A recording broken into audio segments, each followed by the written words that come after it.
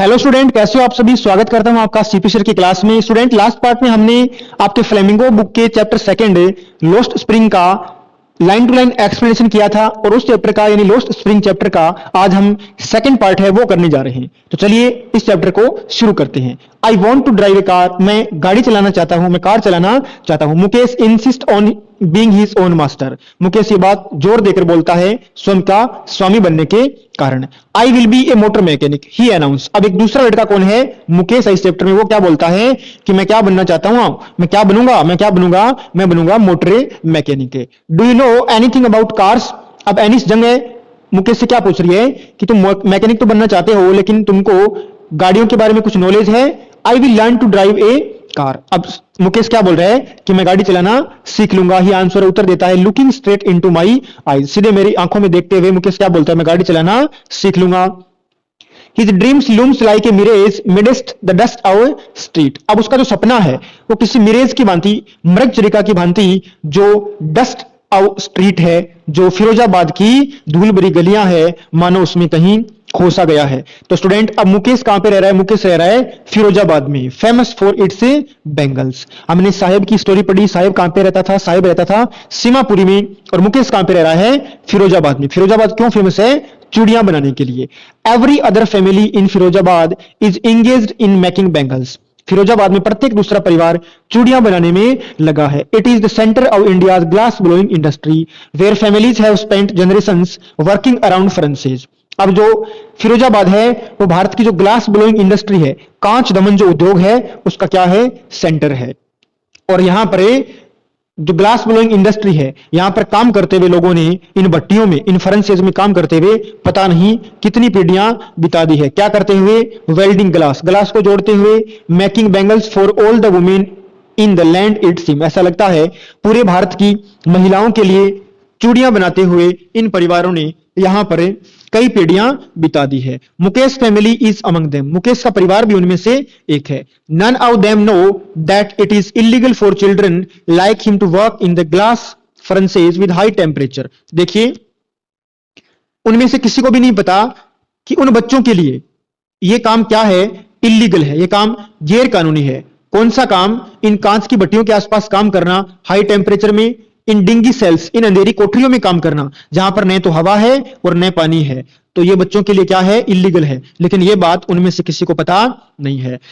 That the law, ऐसा ही कानून है, if enforced could get him all those 20,000 children out of the hot furnaces where they slog their daylight hours, कि यदि कानून लागू हो जाता है तो वो कानून क्या कर सकता है, इन 20,000 बच्चों को बाहर निकाल सकता है। किससे, इन भट्टियों से बाहर निकाल सकता है जहां पर ये लोग क्या करते हैं, यहां पर ये लोग पूरे दिन क्या करते हैं, स्लोग करते हैं। स्लोग करना यानी क्या करना, मेहनत करना। अब ये बच्चे क्या कर देते हैं, देखिए, often losing the brightness of their eyes, ये बच्चे अपने आंखों की ब्राइटनेस को खो देते हैं। Mukesh eyes beam as he volunteers to take me home, अब मुकेश बोलता है अनिश जंग को कि आप हमारे घर चलिए, तो जैसे ही वह ये बात बोलता है तो उसकी आंखें क्या हो जाती है, चमक उठती है। Which he proudly says is being rebuild, अब मुकेश अपने घर के बारे में क्या बोल रहा है, बड़े गर्व से बोल रहा है कि मैंने अपने घर को क्या किया, रीबिल्ड किया है, इसका पुनर्निर्माण किया है। देखिए अब एनिस जंग क्या कर रही है, उनके घर जा रही है। We walk down stinking lanes, हम उन दुर्गंध बुरी गलियों से जा रहे थे जो चोक्ड का मतलब भरी हुई थी, किससे, गार्बेज का मतलब क्या होता है, कचरा। हम उन कचरे से भरी और उन दुर्गंध भरी गलियों से क्या हो रहे थे, हम वहां से क्या कर रहे थे, हम वहां से गुजर रहे थे। आगे देखिए, past homes that remains hovels with crumbling walls, wobbly doors, no windows, crowded with families of humans and animal coexisting in a primal state, अब देखिए हम ऐसे घरों से गुजर रहे थे जो क्या है, होवल्स है, मानो एक झोपड़े की तरह है। वहां पे दीवारें कैसी है, क्रम्बलिंग वॉल्स है, टूटी हुई दीवारें हैं। वहां के दरवाजे कैसे हैं, वोबली डोर्स हैं, डगमगाने वाले दरवाजे हैं। उन घरों में क्या नहीं है, कोई भी विंडो नहीं है, कोई भी खिड़की नहीं है। उन घरों में क्राउडेड, वहां पे भीड़ रहती है, किसकी, लोगों की, और वहां पे मानव की। तो वहां पे मानव और जो वहां पे किसकी भीड़ रहती है, वहां पे भीड़ रहती है ह्यूमंस की, मानव की और एनिमल्स की। तो वहां पे जानवरों के साथ में इंसान भी एक प्राइमल स्टेट से, आदिम युग से को एग्जिस्टिंग का मतलब साथ साथ रहते आ रहे हैं। He stops at the door of one such house, Mukesh क्या करता है, इसी प्रकार के किसी घर के आगे मुकेश क्या करता है, रुकता है। बैंक्स ए वोबली आयरन डोर। मुकेश क्या करता है, एक डगमगाने वाले लोहे के दरवाजे को ठोकर मार के खोलता है अपने पैर से और पुशेज इट ओपन, और इसको पुश करता है, धकेलता है, क्या करने के लिए, खोलने के लिए। वी एंटर, प्रवेश करते हैं हम किसमें, हाफ बिल्ट सैक। सैक का मतलब होता है स्टूडेंट कुटिया। हम एक अर्ध निर्मित कुटिया में प्रवेश करते हैं। अब इस घर की बात बता रही है, यानी इस कुटिया की बात बता रही है। In one part of it, इसके एक हिस्से में, that is with dead grass, इस कुटिया का एक हिस्सा किससे ढका है, डेड ग्रास से ढका है। डेड ग्रास का मतलब होता है सूखी घास। इज ए फायरवुड स्टोव, वहां पे एक स्टोव लगा है। ओवर विच सीट्स, उसके ऊपर क्या रखा हुआ है, एक लार्ज वेसल, एक बड़ा सा बर्तन रखा हुआ है। वहां पे सिजलिंग, छन छन की आवाज आ रही है, और उसके अंदर क्या रखा है, स्पिंच लीव्स, वहां पे पालक की पत्तियों को रखा गया है। ऑन द ग्राउंड, ग्राउंड के ऊपर एक बड़ा सा एल्यूमिनियम के प्लेट रखे हैं। ग्राउंड के ऊपर, जमीन के ऊपर एल्यूमिनियम की बड़ी बड़ी प्लेटें रखी हैं।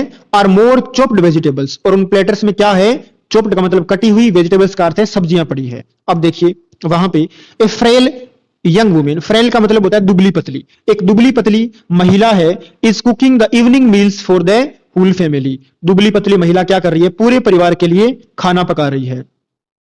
Through eyes filled with smoke she smiles, हालांकि उसकी आंखें हैं धुएं से भरी हुई है, फिर भी वो क्या करती है, स्माइल करती है। She is the wife of Mukesh elder brother, वह कौन है, वो फ्रेल वुमेन कौन है, वो मुकेश के बड़े भाई की पत्नी है।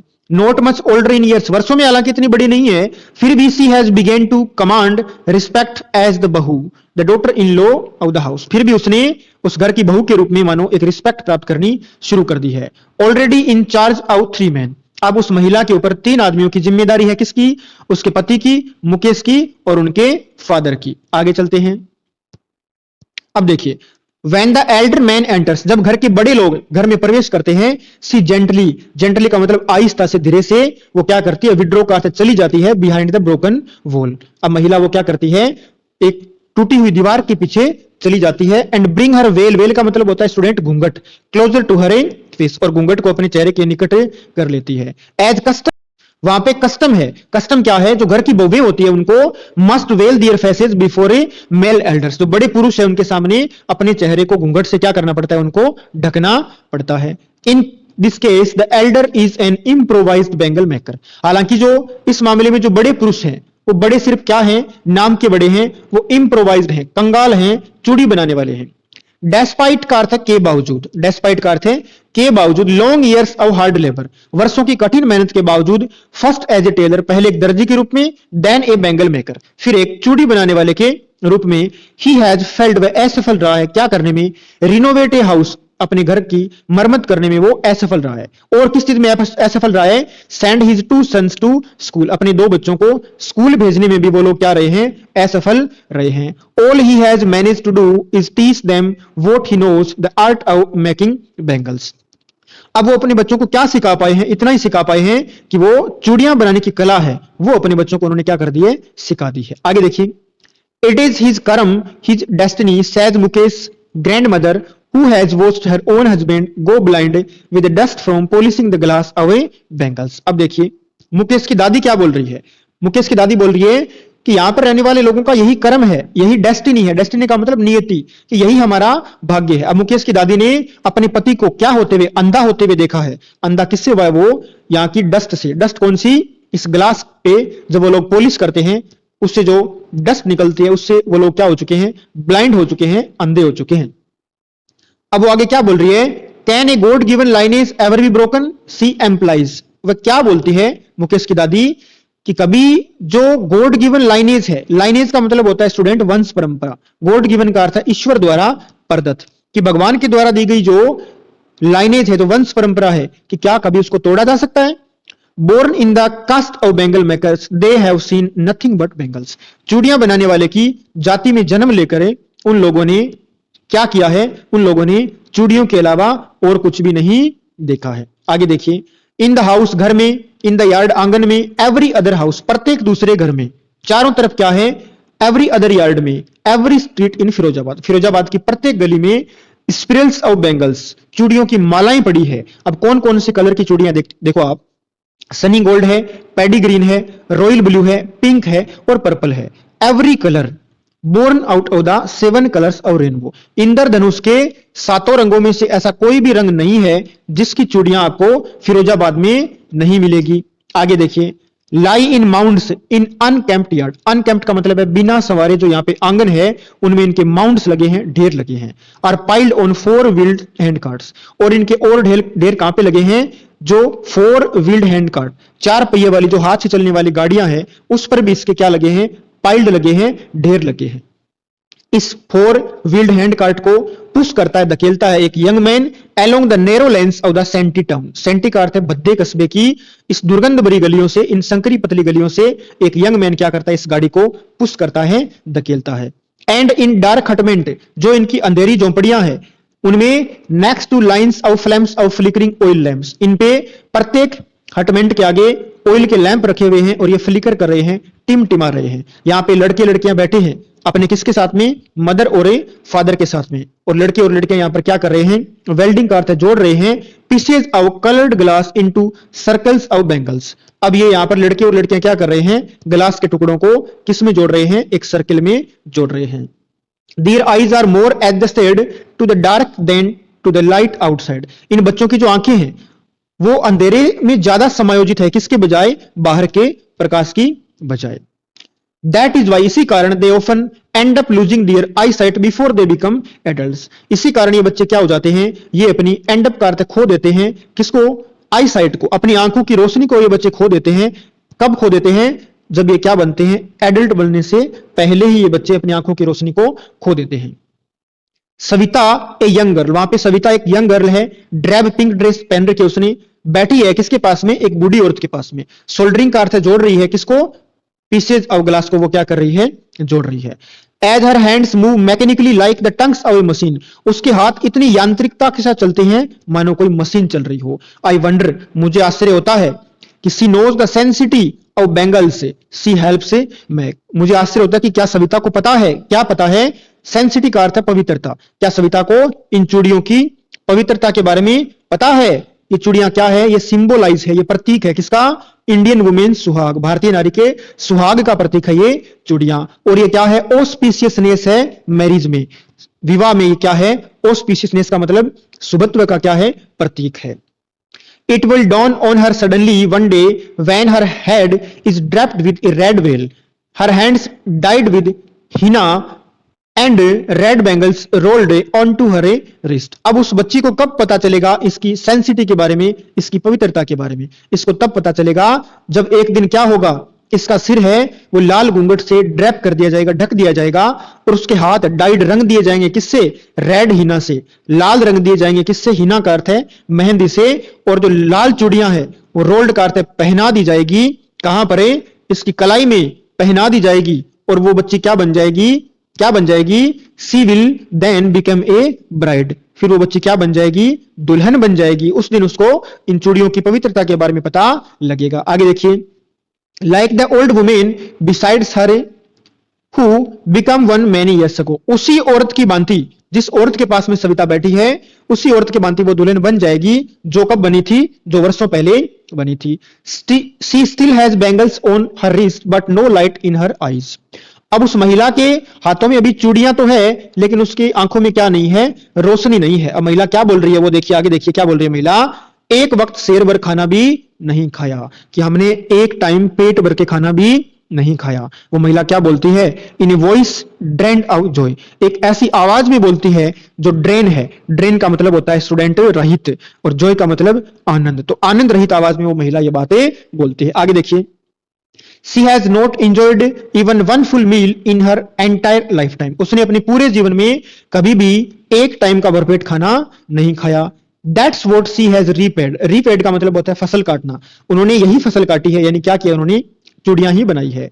Her husband and old man with a flowing beard, उसका जो पति एक बूढ़ा व्यक्ति है उसकी दाढ़ी कैसी है, फ्लोइंग बियर्ड है, लहराने वाली दाढ़ी है। वो क्या बोलता है, वो बोलता है I know nothing except bangles, कि मैं चूड़ियों के अलावा और कुछ भी नहीं जानता। All I have done is make a house for the family to live in, कि मैं तो इतना ही कर पाया हूं कि अपने घर के लिए रहने के लिए, अपने परिवार के रहने के लिए मैंने क्या बना लिया है, घर बना लिया है, हम तो इतना ही कर पाए हैं। हियरिंग हिम, उसको सुनकर, वन वंडर, किसी को भी आश्चर्य हो सकता है कि क्या उन लोगों ने उस चीज को अचीव कर लिया है जिसको अचीव करने में पूरे जीवन में बहुत सारे लोग क्या हो जाते हैं, फेल हो जाते हैं, कि क्या उन लोगों ने वो उस चीज को अचीव कर लिया है। He has a roof over his head, उसके सिर पर छत जो है। The cry of not having money to do anything except carry on the business of making bangles, not even enough to eat rings in every home. ये जो cry है, ये जो दुख की गूंज है, वो प्रत्येक घर में सुनाई देती है। और ये दुख किस बात का है कि इनके पास पैसे नहीं है कोई और काम करने को, किसके अलावा, चूड़ियां बनाने के बिजनेस के अलावा इनके पास कोई दूसरा काम है नहीं जो वो कर पाए। आगे देखिए, the young man echo the lament of their elder, जो नौजवान है वो एको करते हैं, दोहराते हैं। लेमेंट का अर्थ है विलाप को, अपने बड़े लोगों के विलाप को दोहराते हैं। Little has moved with A time, समय के साथ फिरोजाबाद में कुछ भी नहीं बदला है ऐसा लगता है। Years of mind numbing toil, वर्षों की जो माइंड नंबिंग, चेतना शून्य कर देने वाली उनकी जो टोइल है, टोइल का मतलब मेहनत है, have killed all initiative and ability to dream, वर्षों की उनकी जो मेहनत है, उस मेहनत ने इन सारे इनिशिएटिव को और इनकी एबिलिटी को, और एबिलिटी किसकी, सपने देखने की, इसको क्या कर दिया है, किल कर दिया है। किसने, इस टोइल ने, इस मेहनत ने। आगे देखिए, एनिस क्या बोल रही है कि why not organise yourself into cooperative, cooperative का मतलब होता है सहकारिता। एनिस क्या बोल रही है कि तुम लोग सहकारिता में एकत्रित क्यों नहीं हो जाते।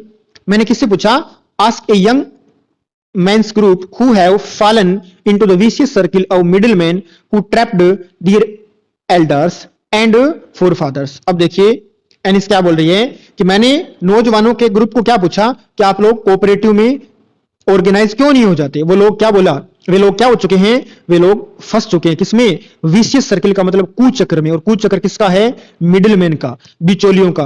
और उन बिचौलियों ने क्या किया था, उनके फादर्स को और फोर फादर्स को, फोर फादर का अर्थ है पूर्वजों को, उनके फादर और पूर्वजों को उन बिचौलियों ने इस कुचक्र में फंसाया था, ट्रैप किया था। आगे देखिए, even if we get organised we are the ones who will be hauled up by the police, beaten and dragged to jail for doing something illegal.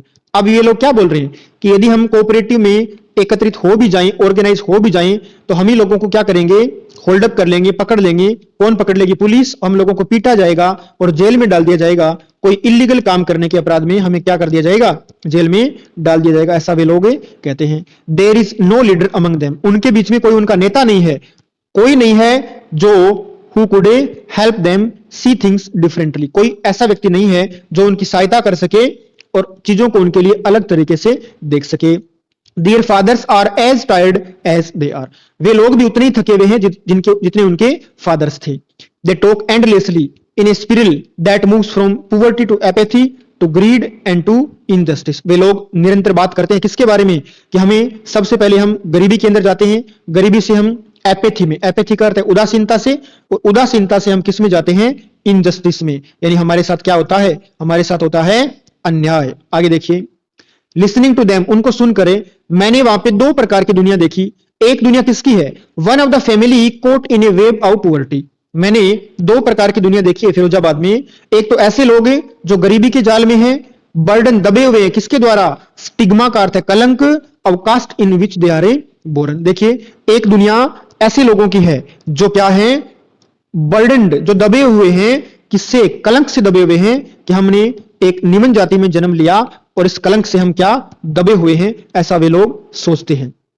The other, दूसरी दुनिया कौन सी है, ए विशियस सर्किल ऑफ साहूकार्स, दूसरी दुनिया है एक vicious circle. Vicious circle का मतलब होता है स्टूडेंट कुचक्र। वो कुचक्र किसका है, साहूकार्स का है, मिडिलमैन का है, बिचौलियों का है, और पुलिसमैन का है। और किसका है, वो कुचक्र किसका है, अगला है द कीपर्स ऑफ लॉ, कानून को लागू करने वाले लोगों का, और किसका, ब्यूरोक्रेट्स का, नौकरशाही का, और पॉलिटिशियन का। तो ये दो प्रकार की दुनिया है जिसका एनिसन क्या करती है, जिक्र करती है। आगे देखिए, टुगेदर दे हैव इम्पोज्ड, इन सब ने मिलकर, किसने, इन दोनों प्रकार की दुनिया ने मिलकर इन पे क्या कर दिया है, इस बैगेज को, इस बोझ को इंपोज कर दिया है और लाद दिया है, जिस बोझ को जो बच्चे हैं वो कैनॉट पुट डाउन, कभी भी उतार नहीं सकते। बिफोर ही इज अवेयर, जब तक वे बच्चे जागरूक होते हैं, अवेयर होते हैं, इससे पहले वे बच्चे क्या कर लेते हैं, एक्सेप्ट, स्वीकार कर लेते हैं, it as naturally as his father, उनके फादर्स ने जिस प्रकार इस चीज को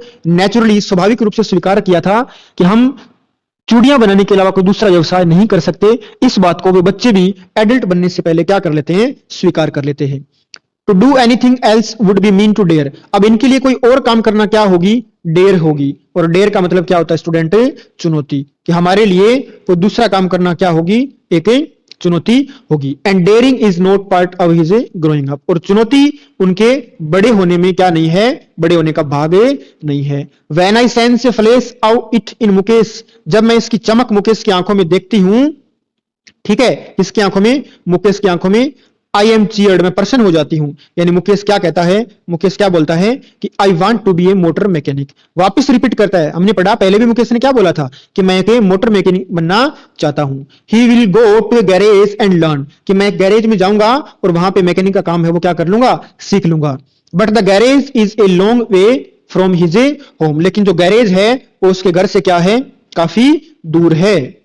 I will walk, he insist, insist का अर्थ है जोर देकर कहना। मुकेश जोर देकर क्या कहता है कि मैं पैदल चला जाऊंगा।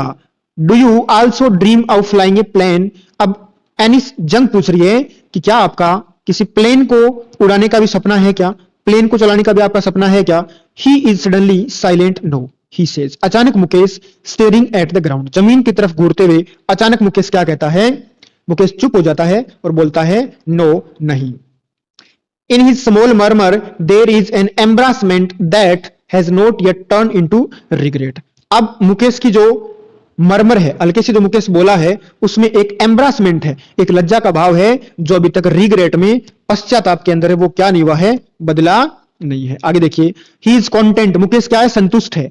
मुकेश बोल रहे कि मैं कारों का सपना लेकर ही संतुष्ट हूं, मुझे कोई प्लेन व्लेन नहीं उड़ाना भाई, मुझे तो गाड़ी चलानी आ जाए और मैं मोटर मैकेनिक बन जाऊं, मेरे लिए इतना ही काफी है। That he has hurtling down the streets of his town. अब मुकेश क्या करता है? उन कारों को, हर्टलिंग डाउन का मतलब तेज गति से जो कारें हैं वो दौड़ती है उसके कस्बे की गलियों में, तो मुकेश उन्हीं कारों का सपना लेकर क्या है? संतुष्ट है। फ्यू एरोप्लेन्स फ्लाई ओवर ए फिरोजाबाद। अब मुकेश कोई भी प्लेन का सपना क्यों नहीं लेता? क्योंकि मुकेश कहता है कि फिरोजाबाद में से नए के बराबर प्लेन है, वो यहां से क्या करते हैं? फ्लाई करते हैं। तो चलिए स्टूडेंट, हमने आपका फ्लेमिंगो बुक का सेकंड चैप्टर है उसका लाइन टू लाइन एक्सप्लेनेशन पूरा कर लिया है। उम्मीद करता हूं आपको ये पूरा चैप्टर अच्छे से समझ में आया होगा, और आई होप आप सब लोग अच्छे से अपनी स्टडी को कंटिन्यू कर रहे होंगे। तो स्टूडेंट, मिलते हैं बहुत जल्दी आपका फ्लेमिंगो बुक का थर्ड चैप्टर लेके। तब तक आप इन दोनों चैप्टर को बहुत अच्छे से पढ़िए। मिलते हैं अगले वीडियो में, और आप लोगों से मेरी एक रिक्वेस्ट रहेगी कि आप हमारे YouTube channel the humble academy को जरूर सब्सक्राइब करें। चलिए स्टूडेंट, मिलते हैं किसी नए वीडियो में, तब तक के लिए जय हिंद, जय भारत।